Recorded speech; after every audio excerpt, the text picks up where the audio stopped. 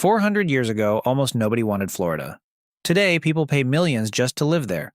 How? How does a place go from land nobody wanted to some of the most valuable ground in the country? Not even Spain, which claimed it first, could make it useful. Not the settlers who took one look and kept walking. For most of its history, this place had a different reputation. Not paradise, a death trap, a flat, flooded, mosquito-choked swamp full of alligators and disease, a place people were warned to stay away from. And then, in just a few short years, somebody figured out how to sell it.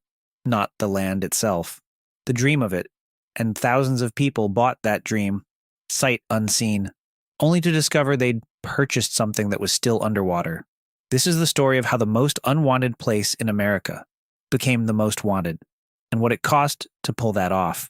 Think about Florida today. Beaches, palm trees, theme parks, retirees, some of the most expensive real estate in the country. Millions of people move there, millions more dream about it. But here's what almost nobody realizes. For most of American history, Florida was considered nearly worthless, a place to be avoided. So how does a swamp that nobody wanted turn into America's playground? The answer isn't sunshine. The answer is one of the boldest and one of the most reckless transformations in American history. Go back a few centuries. Spain claimed Florida first, and for a long time they mostly just held on to it. It wasn't the gold-rich prize they'd hoped for. It was hot. It was wet. It was hard to settle. The lower third of the peninsula was something few Europeans had ever seen.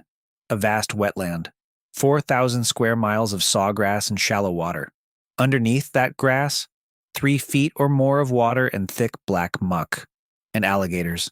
Explorers looked at it and saw no farmland, no cities, no fortune.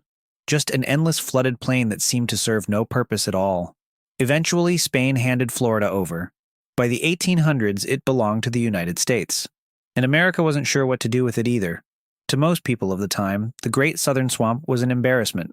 A useless wasteland, something to be conquered or ignored. And that word kept coming up again and again in the writings of the era. Worthless. So the question became simple. If the land was underwater, what if you could just take the water away? What if you could drain the swamp and turn all that mud into an empire? That idea would obsess Florida for the next 100 years. Drain the Everglades. Pull the plug like emptying a bathtub and reveal rich farmland underneath. One governor built his whole campaign on it. He promised to drain what he called that abominable, pestilence-ridden swamp.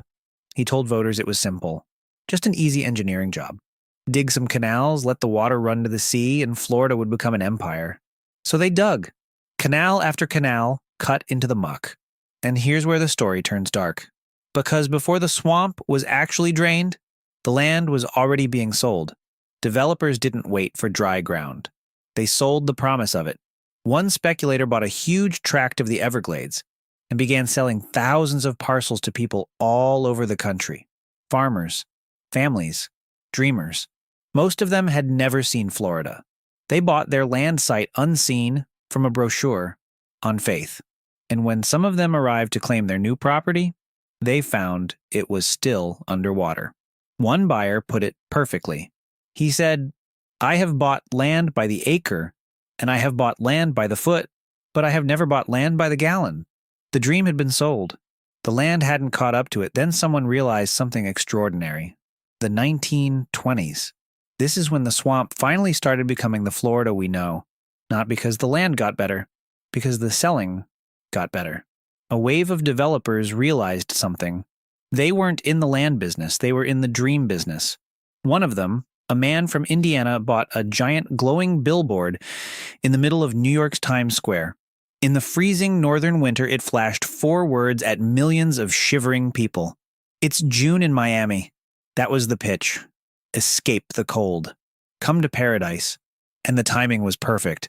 A world war had just cut wealthy Americans off from their vacations on the French Riviera. They needed a new paradise. And here was one being built out of a drained swamp right at home. Money poured in. Land that had been nearly worthless was suddenly selling for staggering prices. Whole new cities rose out of the mud almost overnight. Miami Beach, Coral Gables, Hialeah, Hollywood. Undeveloped land north of Miami sold for tens of thousands of dollars an acre. People were buying plots just to sell them again a week later at a profit. It was one of the biggest land rushes in the history of the world. The swamp nobody wanted had become the most desired address in America. But it was all built on something dangerously thin. Because here's what the billboards never mentioned. There was a reason nature had kept that land underwater. For years, the weather had been unusually calm. The last truly violent storm had struck decades earlier. A whole generation of new arrivals had never seen what Florida could really do. So they built fast, and they built cheap. Homes thrown up overnight to keep pace with the boom. Then, in 1926, a massive hurricane slammed into Miami. Many people had never experienced one. When the calm eye passed overhead, they walked out into the streets thinking it was over. It wasn't. The other side of the storm came roaring back and caught them in the open. The boom cracked, and 2 years later, an even deadlier storm pushed the waters of Lake Okeechobee over the top of a flimsy mud barrier. The flood that followed drowned thousands of people, many of them poor migrant workers who had come to build the dream for everyone else. The flood that followed became one of the deadliest disasters Florida had ever seen. The swamp, it turned out, had never really been conquered. It had only been covered up. And yet, Florida didn't disappear. The dream was too powerful to kill. People rebuilt. They kept coming. They still come today. Which leaves a strange question hanging over the whole place. How much of what we call paradise is real? And how much of it is just a story we agreed to believe? Sold well enough and often enough that the land had no choice but to follow. Florida wasn't discovered to be valuable. It was decided to be valuable. By people selling a dream to people who wanted more than anything to believe it. Today, someone stands on a Miami balcony, looking out at the ocean in a tower worth millions, on ground that, a century ago, was mud and sawgrass and water. Ground Spain eventually gave up, that settlers walked past, that an entire country once called worthless. Nobody wanted this place until someone taught the world to want it. The swamp is still down there underneath all of it, patient, waiting, held back by canals and walls and the belief that we finally tamed it. Some places are born valuable. This one was sold that way until the dream became true enough to stay. And maybe that's true of more than just places. Maybe value was never something we discover. Maybe it's something we create together. Out of the stories, enough people decide to believe. Subscribe. Because the most valuable things on Earth aren't always the ones we find. Sometimes they're the ones we talk ourselves into.